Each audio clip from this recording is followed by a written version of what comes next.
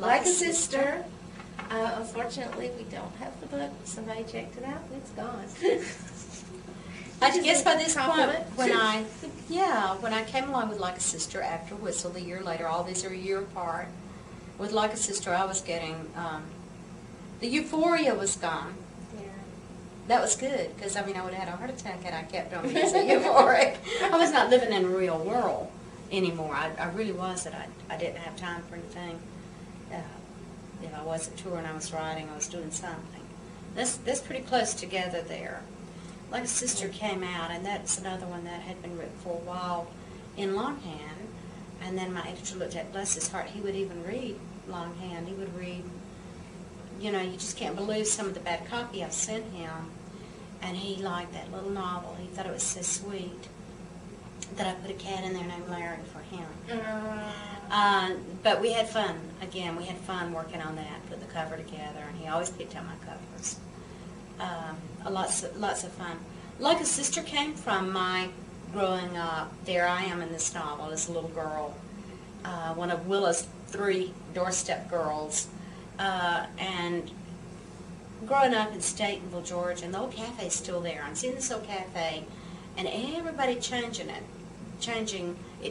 ownership from year to year. Somebody would take it on and say, let me try flipping a few burgers and even do a little gambling if we need to, you know, something that'll keep the doors open and make us some money. Because in the county where I come from, Eccles County, people have always had a hard time making a living. They've always had a hard time burying their dead, and that's why I love what I did in Earl. One of my earliest memories are people talking about, well, how we're going to get the money to bury so-and-so. This is very important. You know, those are hard things.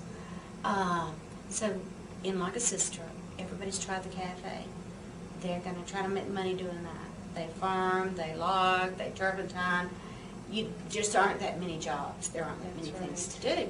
So that was another way to make a living. And nobody ever succeeded. So I kept my life from the time I was about 5 when we moved from my grandmother's home place on the Florida line, her old farmhouse, and what was still called the farm, and moved to town, Statenville, all of about 500 people. Then my life was spent seeing families pass through, going into this cafe, going into this business, often strangers coming into town. And strangers are not well received. But them coming in and trying, that was part of the reason they couldn't succeed. So I put a family in there and had this girl, sister.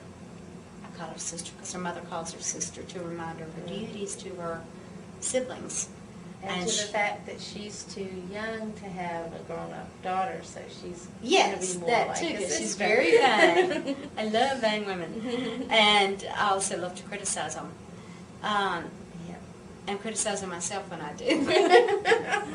But these girls like Sister, I remember from my childhood growing up, they were about Sister's age, and you know, budding adolescents, budding teenagers, and they always had a baby on their hips. They caught their hip to the side and lugged this baby around. That was usually their mother's babies. Girls back then didn't have babies out of wedlock or even that young. Right. Well, a lot of them got married, so it's not true. They got married at 15 and then had the baby. That's right, that's right. And so this girl I named Sister, I made her up, modeled her after several girls I knew who were always carrying the babies around their hips. But my mother always befriended those girls. My mother had a very hard life herself. And so she always befriended those girls and helped take care of their baby sisters or brothers so that they could play, so that they could be children. So I was raised thinking, and I was never as generous as my mother, but kind of resenting it actually. Why do we have to do this? I can see that. We were the house where everybody came, and you were always having to give up your bed and give up this. And it's like, I don't want to do that. And you're a Christian if you don't. Right. Really want to do that. Yes. So you figure you're going to hell anyway. And I didn't really want to do that. I didn't either. And my mother was terrible about it. I slept with one of my sisters always. You know, everybody shared beds back then. Now nobody even shares a car. Yeah, that's true. Certainly not. So we shared beds, and my mother would say, maybe there was a fight, and I had forgotten until I remembered it when I wrote Sister, and I had that going on. But then when I was writing some things I told you for the cover of a book the other day, something about Like a Sister on the inside.